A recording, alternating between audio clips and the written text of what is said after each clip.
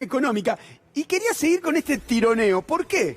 Y porque el 30 de junio vence precios máximos y los grandes formadores de precios ya están poniéndole presión a las grandes superficies, a los grandes hipermercados. Hay caída o acortamiento de financiación y también hay caída de promociones. Y están hablando ya con el ministro pidiéndoles que se retoque precios máximos. Y a la vez, volveme a la otra, Jorge. Y a la vez, vos no me pagás el aguinaldo. O sea que esta cuerda, Guille, que es cuarentena, pandemia, esta cuerda se está estirando. Al mismo tiempo, no son los formadores de precios, son empresarios más chicos. Después vamos a hablar con algunos.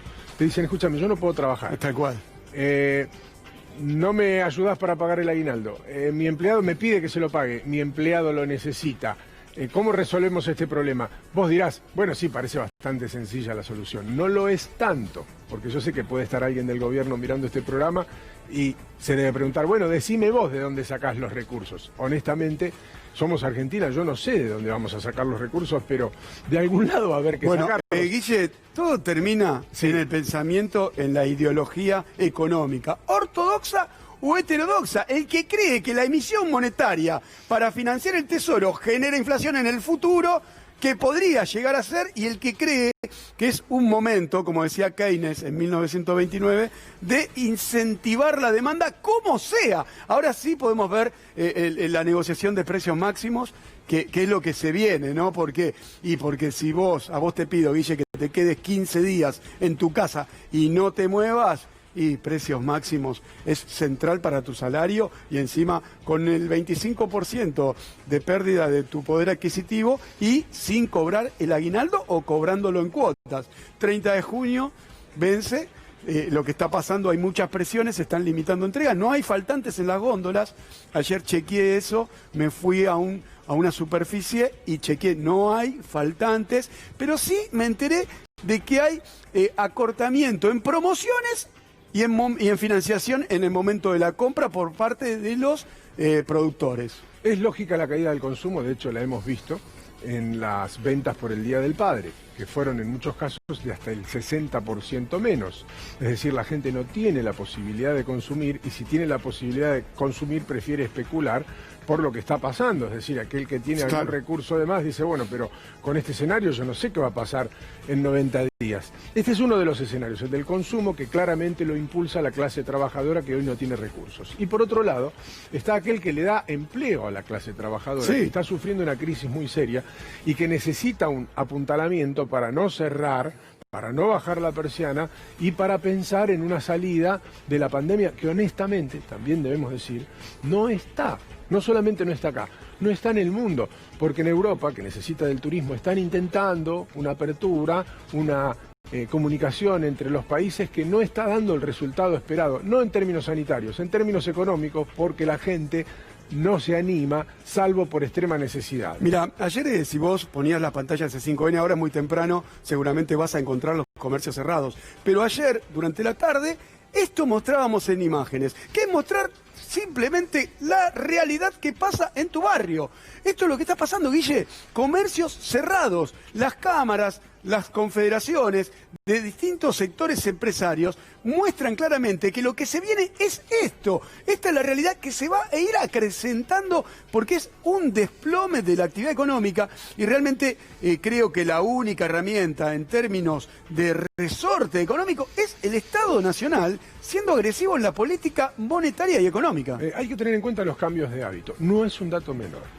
El consumo a través de las plataformas creció, es cierto, creció el consumo a través de las plataformas, pero recursos que estaban dispersos en muchas manos ahora empiezan a concentrarse en una sola, ¿sí? Más allá de que la venta es mucho menor, el volumen de venta es mucho menor, el cambio de hábito va a ser que post pandemia muchos de esos recursos que manejaban muchos comerciantes estén en manos de menos personas, de uno, vamos a decirlo de frente, de uno solo.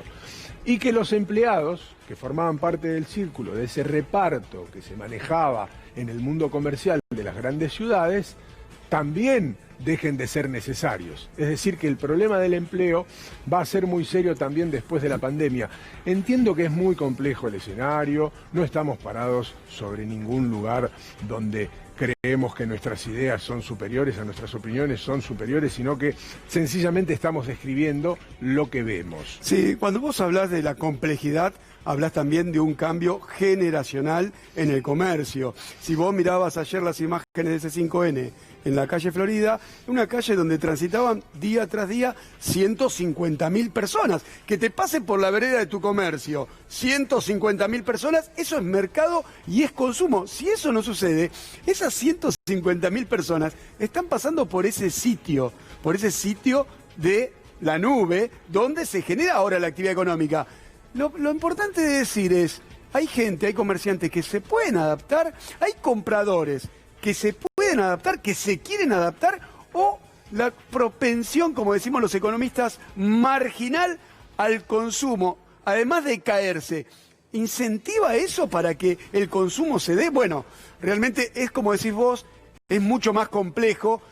La realidad, Guille, la realidad que acá se está generando una distribución regresiva.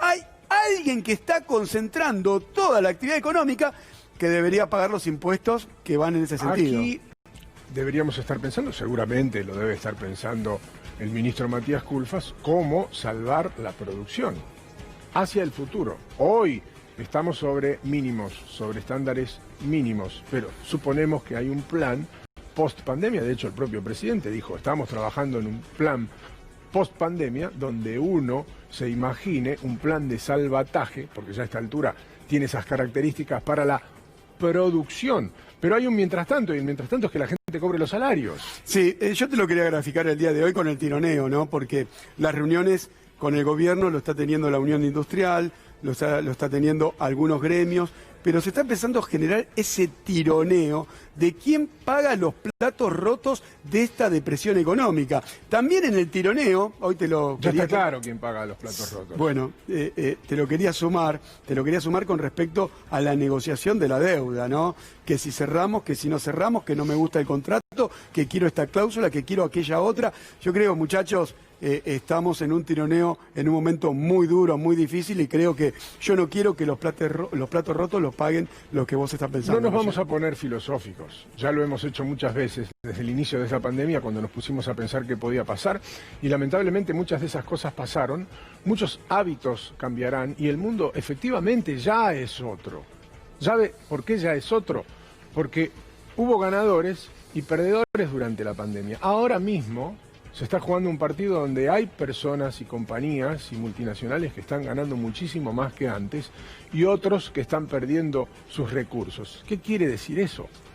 Que todo ese dinero que estaba en manos de mucha gente pasa a estar en muy poco tiempo, tal vez en un proceso que hubiera durado años, en las manos de unos pocos. Eso en el mundo entero, no solamente en Argentina, va a traer una dificultad que ya estaba latente en el mundo, que es el reparto de la riqueza, o el reparto más equitativo de la riqueza.